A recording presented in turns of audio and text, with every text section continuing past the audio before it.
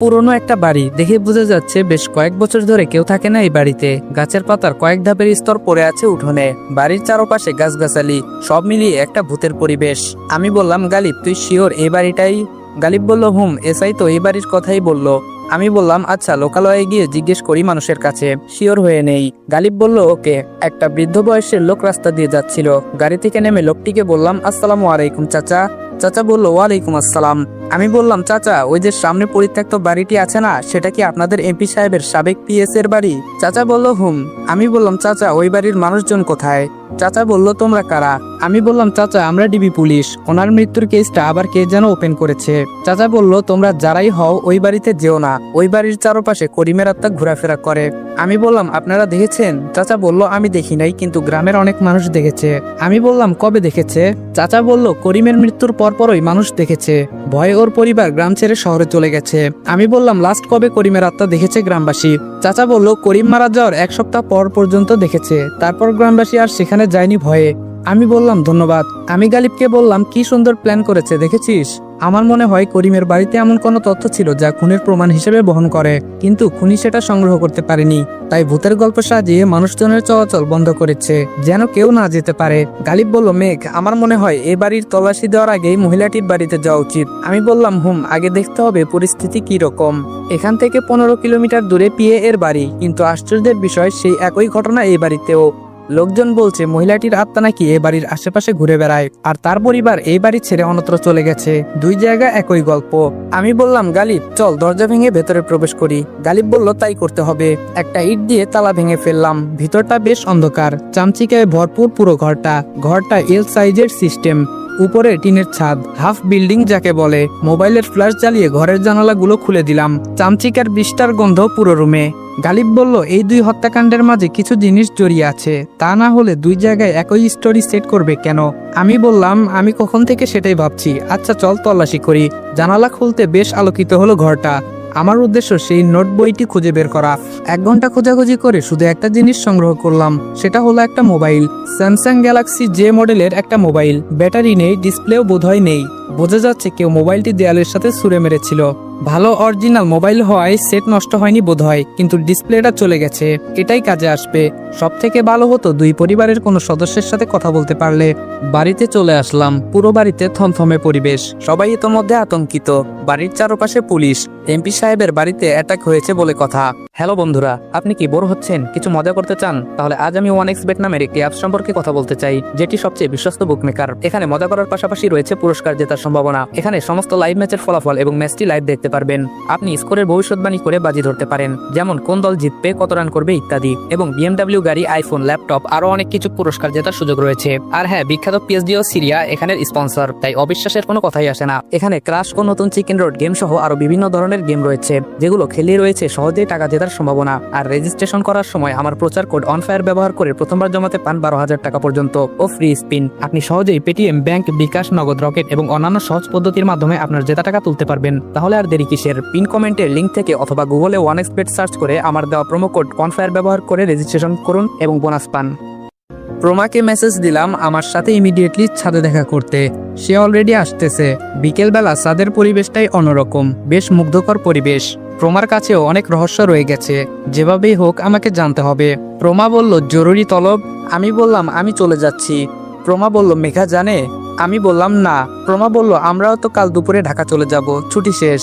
আমি বললাম, সকালে চলো।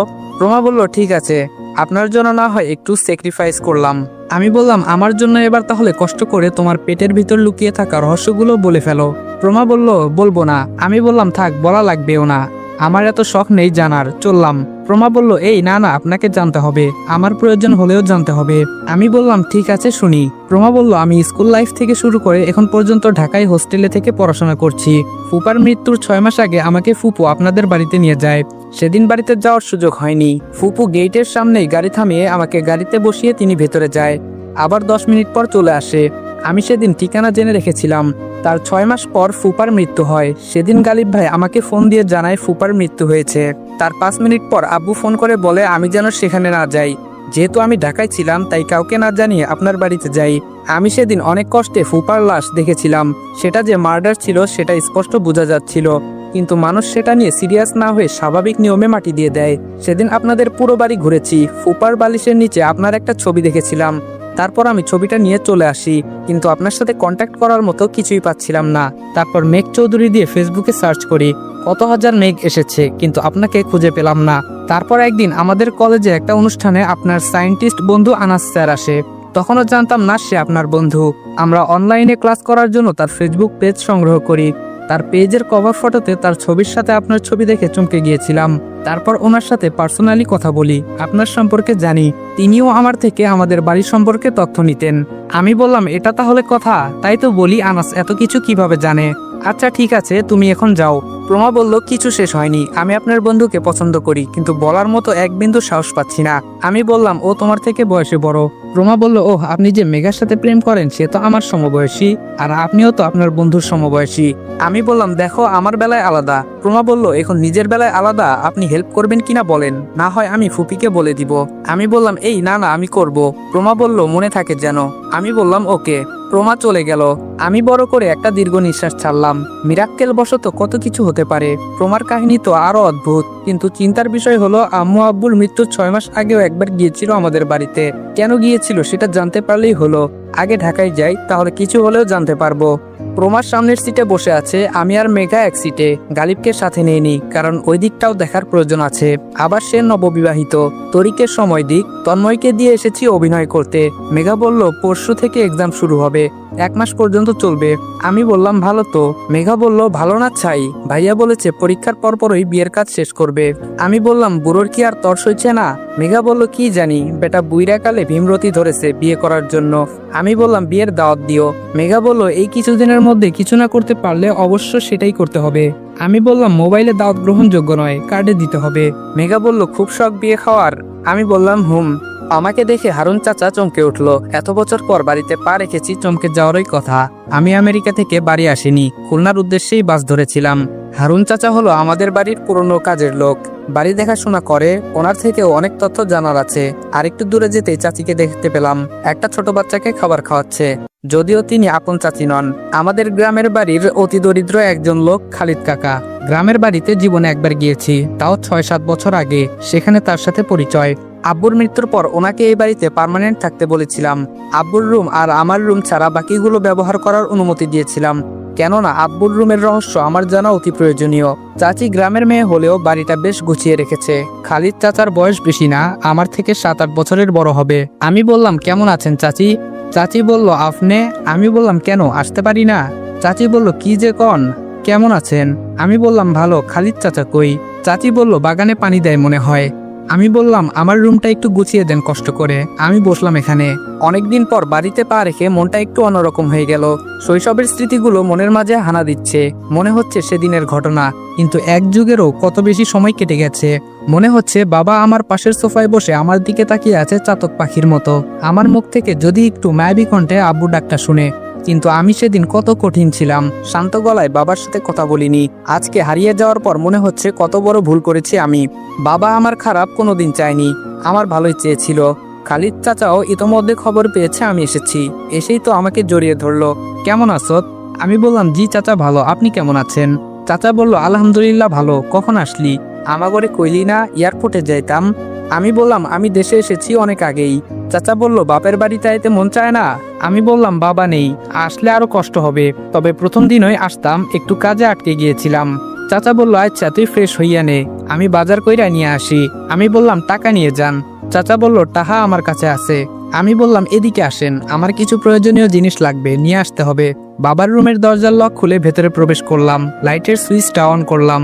সবকিছু আগের মতোই আছে। মনে হচ্ছে বাবা এখনো বিছানায় শুয়ে আছে। চোখের কোণে একটু একটু পানি জমতে শুরু করলো। ধপাস করে গিয়ে বিছানায় বসে পড়লাম। শুধু শুধু সারাটা জীবন বাবাকে অবহেলা করেছি। বাবা বেঁচে থাকতে আমার সত্যিটা জানার উচিত ছিল। সবকিছুই শেষ হয়ে যাওয়ার পর আমার টনক নড়ে। রুমের দক্ষিণ দিকে অনেক বড় একটা বইয়ের লাইব্রেরি। বাবা বিশ্ববিদ্যালয়ের প্রফেসর ছিলেন, তাই বই বাবার খুব প্রিয় ছিল। খালিদ চাচাও রুমে আসলো। চাচা, আপনারা আসার পর আর কেউ বাবার রুমে ঢুকেছিল? চাচা বলল, হুম। আমি বললাম, কে? চাচা বলল, আনাস না কি যেন নাম, কইছিল সে নাকি তোর থেকে পারমিশন নিয়ে আইছে। আমি বললাম, কিছু নিয়ে গেছে কি? চাচা বলল, হুম, লাইব্রেরি থেকে কিছু বই নিয়ে গেছে। আমি বললাম, ঠিক আছে। রাত 8টা বাজে। আমি আর আনাস বসে আছি ওর বাড়ির ছাদে। ঢাকায় আসার পর থেকে আরো মোড অফ হয়ে আছে। আনাস বলল, যা হওয়ার হয়েছে, এখন সামনে কি হবে ভাব। আমি বললাম, আর কি ভাববো, এখনো বাবার মৃত্যুর রহস্যটা জানতে পারলাম না। আনাস বলল, ভাঙ্গা মোবাইলটা কোথায়? আমি বললাম, সাথেই আছে। আনাস বলল, আমার পরিচিত একজন দক্ষ মেকানিক আছে, সে ঠিক করতে পারবে। আমি বললাম, ডিসপ্লে কোথায় পাবো? আনাস বলল, কাল স্যামসাং মোবাইলের শোরুমে যাব। আমি বললাম, ঠিক আছে। আচ্ছা, তুই বাবার লাইব্রেরি থেকে কি নিয়েছিলি? আনাস বলল, তোর বাবার লেখা কিছু বই। আমি শুনেছিলাম উনি লাস্ট কিছু বছর গল্প উপন্যাস লিখে কাটিয়েছেন। আমি বললাম, কি পেলি সেখানে? আনাস বলল, সবগুলো বই পড়েছি, কিন্তু কোনোটার মাঝে তার বাস্তবের সাথে মিল পাইনি। তবে একটা পাণ্ডুলিপি সংগ্রহ করেছি। তিনি সেটা বই বের করতে সাহস পায়নি, আর সেটাতে ওনার ব্যক্তি জীবন লিখেছেন। যেভাবে লিখেছেন সেভাবেই ফেলে রেখেছিলেন লাইব্রেরির এক কোনায়। তবে এটা তিনি দীর্ঘদিন যাবৎ লিখেছিলেন। 10 দিন হলো পড়ে শেষ করলাম। আমি বললাম, আচ্ছা, তুই এগুলো আমার অজানা রেখেছিস কেন?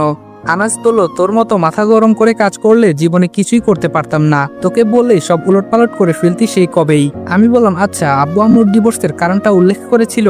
আনাস বলল, তবে সব থেকে আশ্চর্যের বিষয় হলো তোর আম্মু আবার তোর আব্বুর জীবনে আসতে চেয়েছিল।